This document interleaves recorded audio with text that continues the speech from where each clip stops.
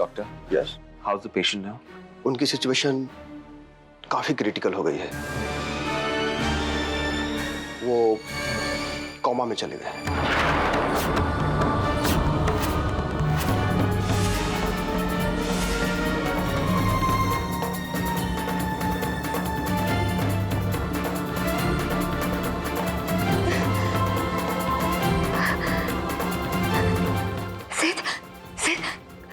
कहीं ये सब वो आदमी तो नहीं कर रहा? नकुल, ये क्या हुआ है तुम्हें? देख नहीं रही हो, चोट लगी है। पर तुम्हें ये चोट लगी कैसे? कहीं तुमने ऐसा कदम तो नहीं उठाया जो... सत्या प्लीज, ये वकीलों की तरह मुझसे सवाल जवाब मत करो। मैं इस वक्त कुछ नहीं बता पाऊंगा और ना ये समझा पाऊंगा कि हमें आगे जाकर और क्या भुगतना पड़ सकता है। ऐसा क्या भुगतना पड़ेगा जो तुम समझा ना सको? अपनी परेशानियां बता बता कर मैं आप लोगों को और ज्यादा परेशान नहीं कर सकता। तुम्हें ये चोट कैसे लगी नकुल? आते वक्त दरवाजे से टकरा गया था। तुम इतना घबरा क्यों रही हो सत्या?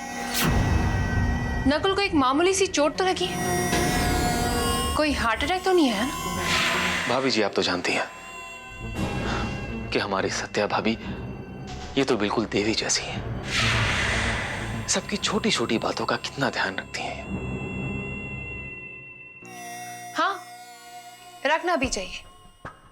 घर की बहू जो है, जल्दी से इनके जख्म पर दवा लगा दो।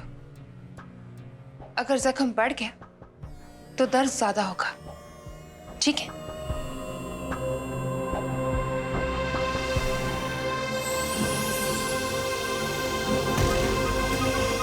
अक्षय के दोस्त के साथ इतनी हमदर्दी? डैडी जी को जब हार्ट अटैक आया था तो यही दोनों घर में थे। ये सत्या दिन में 36 बार कृष कृष करती रहती है, तो फिर कृष की बर्थडे पार्टी में क्यों नहीं है? और अब जब सारा परिवार हॉस्पिटल में है तो ये दोनों फिर अकेले यहाँ क्यों? कहीं ना कहीं डैडी जी के हार्ट अटैक के पीछे इन दोनों का हाथ जरूर है। भगवान, अगर मेरे कर्म और धर्म निभाने में कोई भी गलती हुई हो तो मुझे माफ कर दे। माँ जी, ऐसे सोचिए ना कि आपके कर्मों की वजह से ही बाबूजी आज हमारे बीच है। पता नहीं बेटा, बहुत डर लग रहा है, बहुत डर लग रहा है। डर? मेरे होते हुए क्यों डर रही हैं आप? बाबूजी को कुछ नहीं होगा, विश्वास कीजिए। और अगर फिर भी ये डर कम नहीं हुआ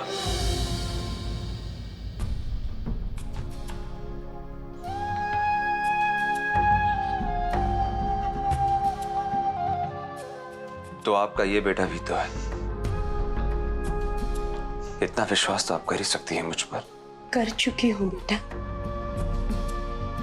तुम पर विश्वास कर चुकी हूं। शायद भगवान ने तुम्हें हमारी मदद करने के लिए यहाँ भेजा है। शायद मत कहिए, आपके विश्वास में कमी महसूस होती है। आप एक बार कहकर तो देखिए। बेटा, तुम बिल्कुल मेरी अक्षय की तरह लगते हो। अगर अक्षय के बाबूजी के सामने जाकर खड़े हो जाओगे ना तो वो भी यही समझेंगे कि उनका अक्षय आ गया। इस वक्त उनके लिए सबसे बड़ी दवाई तुम ही हो बेटे। यकीन मानो वो ठीक हो जाएंगे। तुम करोगे ना? ऐसा मत कहिए।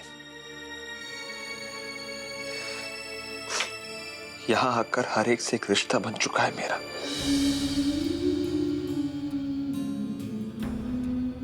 ऐसा लगता है परिवार का हिस्सा बन चुका हूं मैं।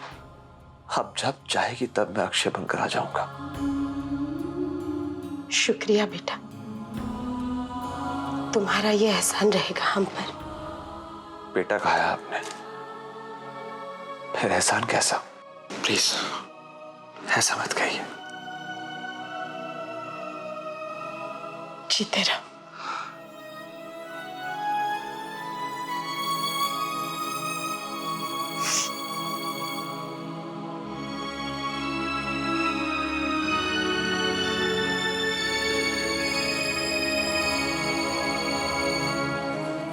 बेटे का किया एहसान नहीं फर्ज होता है मां, फर्ज। जब तक गुनहगारों को उनके गुनाह की सजा ना दे दूं, तब तक इस पर्दे में रहना होगा मुझे।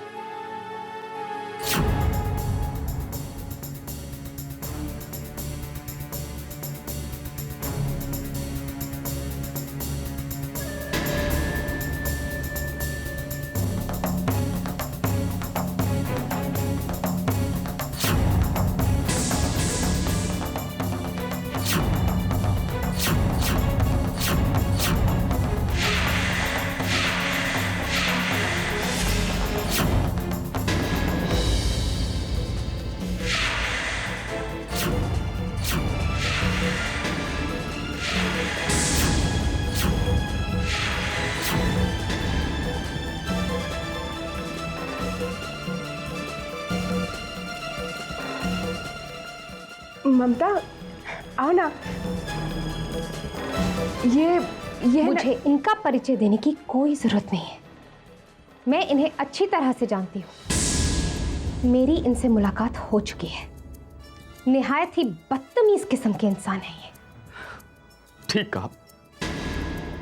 उस दिन जिस तरह से मैं आपके साथ बदतमीजी से पेश आया था, बिल्कुल ठीक है। दरअसल उस दिन मेरा पूरे 1 करोड़ का नुकसान हुआ था ममता जी। इसलिए मगर इंसान को अपनी परेशानी और अपना गुस्सा दूसरों को नहीं दिखाना चाहिए। देखिए, मुझे नहीं पता था कि आपके हालात ऐसे थे। ममता जी, आप मुझे माफ मत कीजिएगा, बल्कि मैं तो कहूंगा कि आप मुझे जो भी सजा दें मुझे मंजूर है। मैं सर झुकाकर कबूल करूंगा। आपके बर्ताव का कारण शायद आपके हालात थे। जो कुछ भी हुआ उसे भूल जाइए। वैसे कुछ देर पहले आप सिटी हॉस्पिटल में क्या कर रहे थे?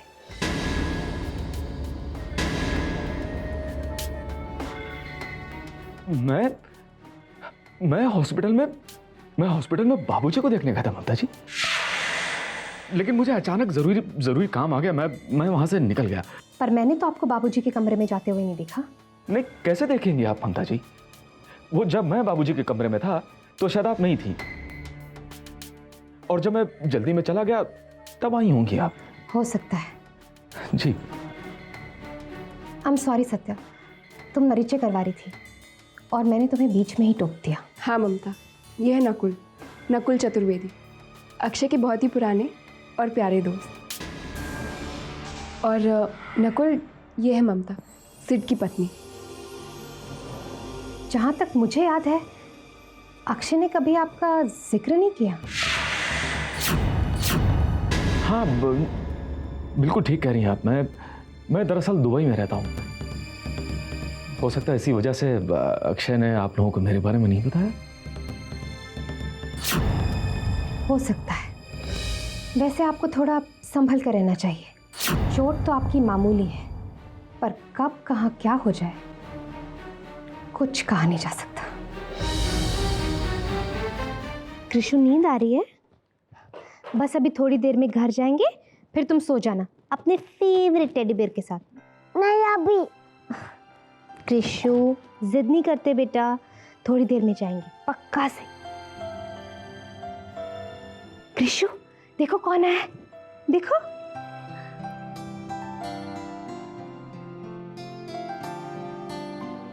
चलो ममता। सिड, बाबूजी की तबीयत कैसी है? बाबूजी ठीक है, लेकिन अब है कौन? सिड, ये नकुल है, अक्षय के दोस्त। शायद हम दोनों कहीं मिले। मैंने आपको कहीं तो देखा है, याद नहीं आ रहा। जी हाँ, उस दिन रेस्टोरेंट में शायद किसी का पीछा कर रहे थे आप, राइट? You're right. याद आया। मैं चलता हूँ। Good night. Good night.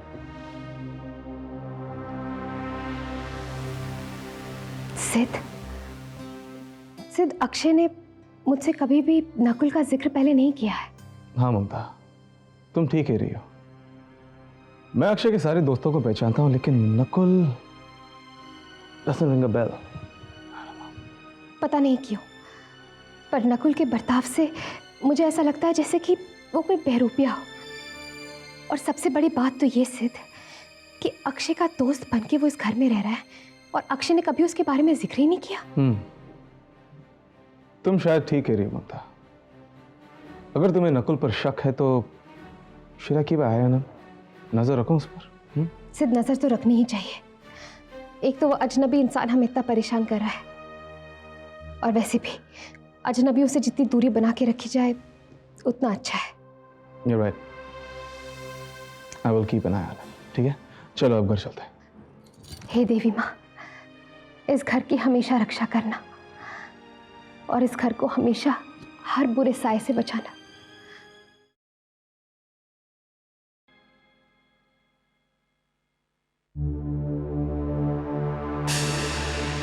Satya, हो सकता है कि बाबूजी की हार्ट अटैक की बात को लेकर ये तुमसे जवाब मांगने की कोशिश करे। जो भी कहना सोच समझ कर कहना।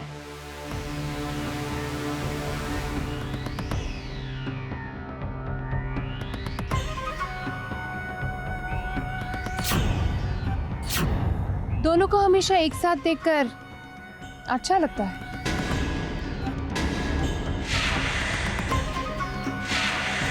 हम दोनों अच्छे दोस्त।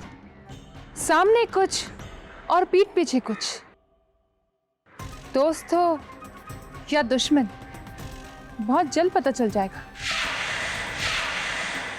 देखो तनिषा, मैं तुमसे कोई बहस नहीं करना चाहती, ठीक है?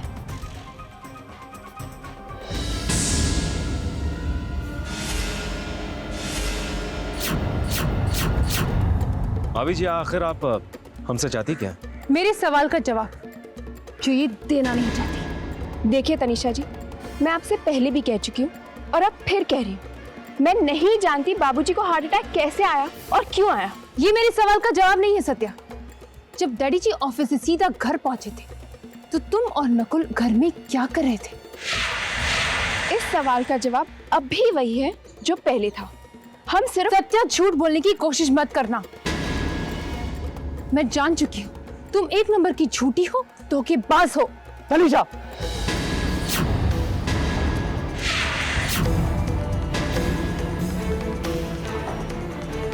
डैड के हार्ट अटैक से इनका क्या लेना देना है? लेना देना है करण। मैं साबित कर दूंगी कि डैड के हार्ट अटैक के पीछे इन्हीं दोनों का हाथ है। Just shut up! तुम इन लोगों पे शक कर। तुम जानती हो ना कि सत्या ने हमें फोन करके बताया था कि डैड को हार्ट अटैक आया। नकुल डैड को हॉस्पिटल लेके गया और तुम इन्हें बुरा वाला कह रही हो? करण, अगर ये बुरे नहीं है तो बताते क्यों नहीं कि उस दिन ये घर में अकेले क्या कर रहे थे? देखिए तनिषा जी, हम क्रिश की बर्थडे पार्टी के बारे में बातें कर रहे थे और चीख सुनते ही हम बाहर की तरफ दौड़े चले आए। बाहर की तरफ? कहां से? अपने कमरे से। तुम दोनों एक कमरे में थे? अगर आप इस तरह की बातें करेंगी तो हमारी रेपुटेशन। तुम्हारी रेपुटेशन तो बाबूजी के होश में आते ही सामने आ जाएगी, समझे? बस भाभी जी, बस। इसके आगे मैं एक शब्द और नहीं सुन सकता, ना बर्दाश्त कर सकता।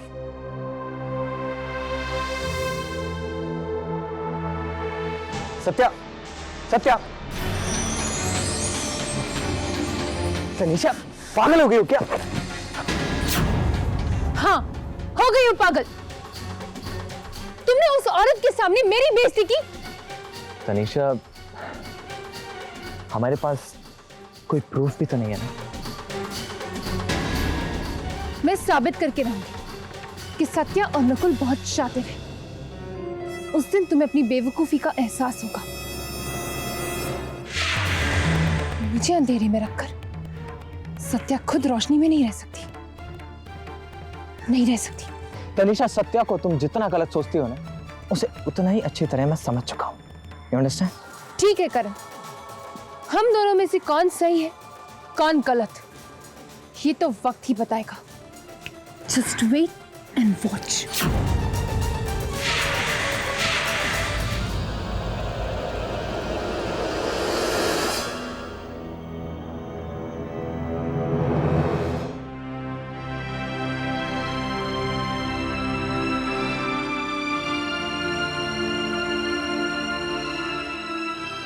माँ जी, बाबूजी कैसे हैं? पहले से बेहतर है। भगवान का लाख लाख शुक्र है।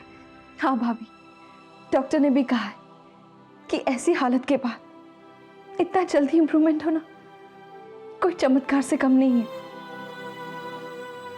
देखना भाभी, पापा जल्दी कोमा से बाहर आ जाएंगे। आखिर भगवान ने तुम्हारी सुन ली। सिद्ध, मैं तो ये चाहती हूँ कि बाबूजी इसी वक्त चलकर हमारे सामने आ जाए। माँ जी, हमें बाबूजी के लिए महामृत्युंजय जाप करना चाहिए। इससे बाबूजी बहुत जल्द अच्छे हो जाएंगे। हाँ भाभी, जब डॉक्टर ने कह ही दिया है कि ये एक चमत्कार से कम नहीं है, तो एक भगवान ही है जो हमारी कामना को पूरी कर सकते हैं। लेकिन बेटा, हम सब तो यहाँ हॉस्पिटल में हैं। फिर ये महामृत्युंजय का जाप हम कैसे कर पाएंगे? माँ जी, आप बिल्कुल चिंता मत कीजिए, मैं हूं ना, मैं सब संभाल लूंगी। और वैसे भी मेरे साथ सिद्ध तो है ही ना। माँ जी, ममता बिल्कुल ठीक कह रही है। डोंट वरी, हम सारे अरेंजमेंट्स कर लेंगे। ओके? ठीक है बेटा, तुम सारी तैयारियां कर लेना, पंडित जी को भी बुला लेना। जी माँ जी। हम महामृत्युंजय का जाप जरूर करेंगे।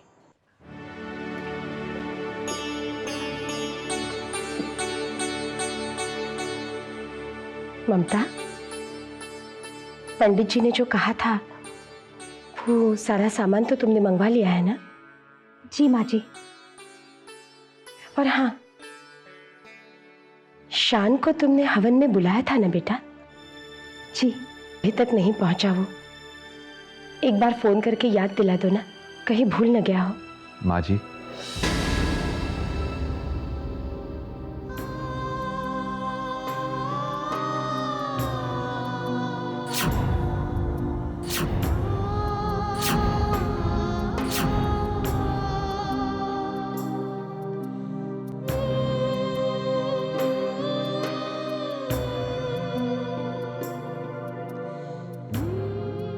आपने मुझे बेटा तो कहा है, मगर दिल से बेटा माना नहीं। क्या ऐसा हो सकता है कि आपने मुझे बुलाया हो और आपका ये बेटा नहीं है?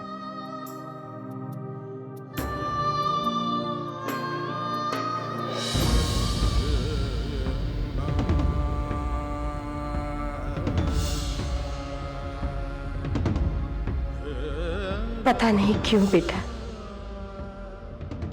जब भी तुम्हें छूती हूं तब ऐसे लगता है कि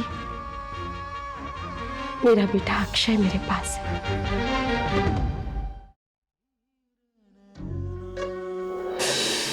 माँ जी, चले, पंडित जी आते ही होंगे। चलो बेटा। अरे लेकिन पहले मेरे बहू को तो आ जाने दो।